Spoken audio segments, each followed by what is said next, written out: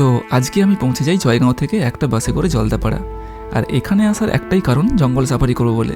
কিন্তু টিকিট কাউন্টারে বললো পুরো গাড়ি রিজার্ভ করতে হবে, আর তার জন্য লাগবে 3800 টাকা। আর না হলে কাউকে রিকোয়েস্ট করে তাদের গ্রুপে জয়েন করতে হবে। আর আমি এটাই করি, এনাদেরকে রিকোয়েস্ট করে এনাদের সাথেই ঘুরতে বেরিয়ে পড়ি। আর এনারা ছিল ওয়াইল্ড লাইফ ফটোগ্রাফার, তাই বেশ সুবিধাও হয়েছিল আমার, কারণ এনাদের কাছ থেকে অনেক পাখির নাম, তাদের বিহেভিয়ার অনেক কিছু জেনেছি। যদিও বা এদের মেন ফোকাস ছিল বার্ড, কিন্তু আমি দেখছিলাম হাতি, হরিণ, গন্ডার।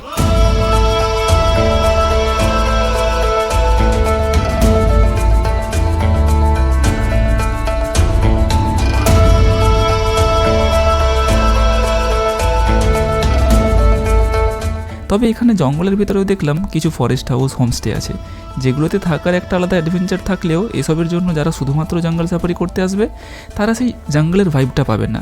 আমারই মনে হচ্ছিল এটা সত্যি জঙ্গল তো, কারণ মানুষরা এর ভেতরেই বসবাস করছে। যাই হোক, এখানে